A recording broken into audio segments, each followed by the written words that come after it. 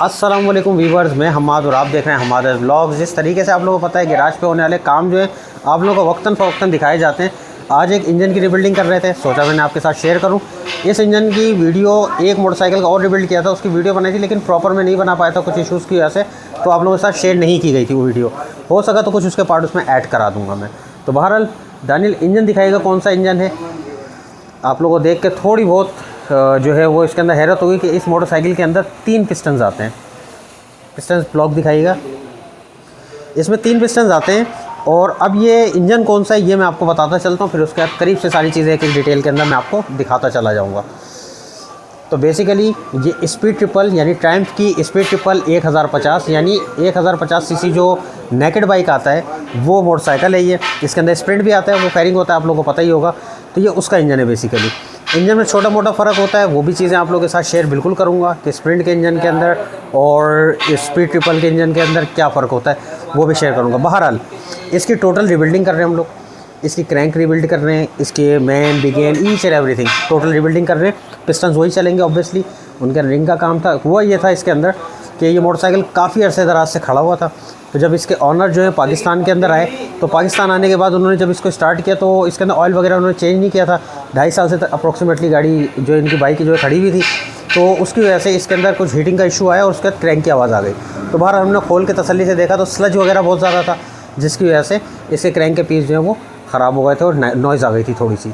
तो बहरहाल अब करीब लेके चलता हूँ, अपना काम करने का हम लोग तरीका दिखाते हैं कि कितना ज़्यादा क्लियर काम किया जाता है। और पहले इंजन को रिबिल्डिंग से हम लोग एक एक पार्ट को कितना नीट एंड क्लीन करते हैं और मतलब हर SOPs का ख्याल करके उसके बाद जो इंजन की फिटिंग करते हैं। तो अब दानियल करीब लेके आइएगा और एक एक चीज़ दिखाइए। तो दानियल ज़रा ब्लॉक की तरफ लेके चलिएगा।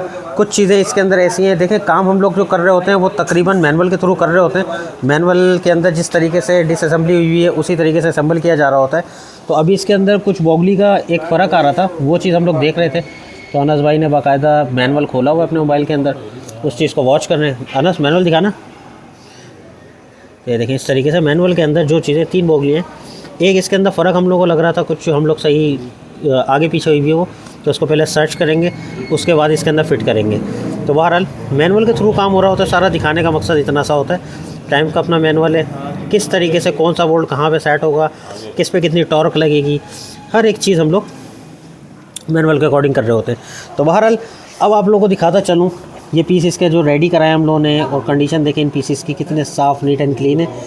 मेन जो चीज़ होती है वो ये मोटरसाइकिल के जो ब्लॉक के पीस होते हैं यानी अपर केस और लोअर केस जो होते हैं, इनकी क्लीनिंग है। इन जगहों पे स्लज बहुत ज़्यादा था और आप देख रहे होंगे किस तरीके से इसको वॉश किया गया है। इस पर कई लीटर मिट्टी का तेल, पेट्रोल, उसके बाद क्या बोलते हैं वाटर वॉश, और ये सारी चीज़ें हम लोगों ने करी हैं।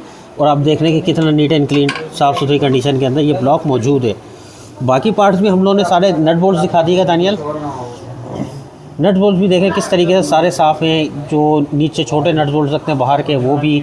और एक चीज़ और मैं आपको हेड भी दिखाता चलता हूँ। तो हेड आप लोग देख सकते हैं जिस तरीके से नीट एंड क्लीन कंडीशन के अंदर। अब इसको खाली वॉश करना बाकी रह गया था, एक पार्ट इसको एंड में वॉश करेंगे, क्योंकि टॉप के ऊपर का ये पार्ट है सबसे एंड के अंदर फिटिंग होने वाला, तो इसको अभी हम लोगों ने वॉश नहीं किया है।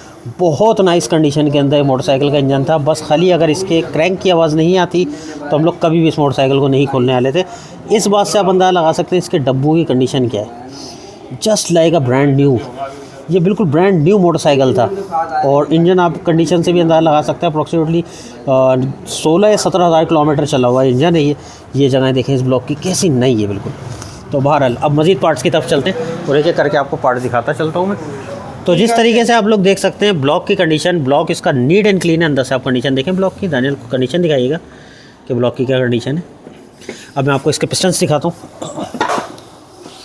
पिस्टन्स देखें आप,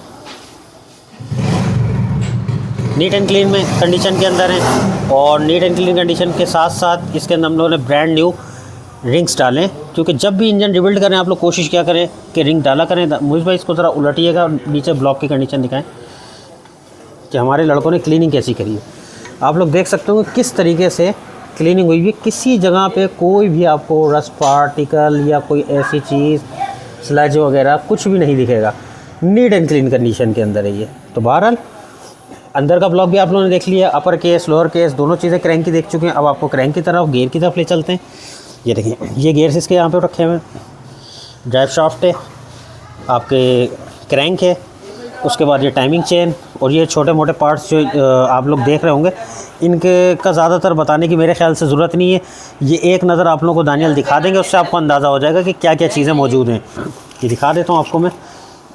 ये इसका फ्राई व्हील है, समझ लें, यानी कि जिसको आसान अल्फाजों में कड़ा बोला जाता है।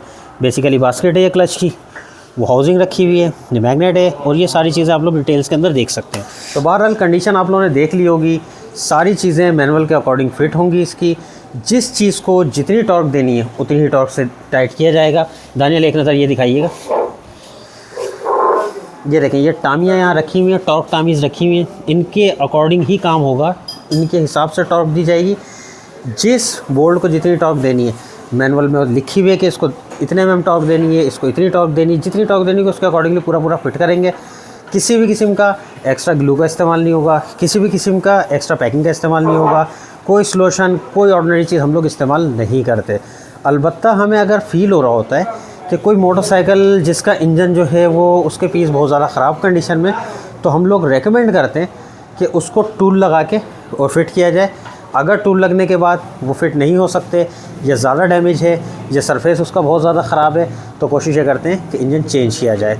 ऐसा नहीं है कि कोई सा भी आप इंजन लाएँ और उसको तैयार कर दिया जाए और बाद में आप लोग परेशान हो। पहले उसको डिसअसेंबल करा जाता है और डिसमेंटल करने के बाद हम लोग देखते हैं कि आया ये इंजन बन के आपके पास चल सकता है या नहीं चल सकता। जो इंजन चल सकते हैं उनको ही रिबिल्ड किया जाता है, जो इंजन नहीं चल सकते आप लोगों को बार बार तंग करेंगे। कोशिश हमारी ये होती है कि उनके लिए हम लोग अवॉइड कर देते हैं और वो इंजन नहीं बनाते।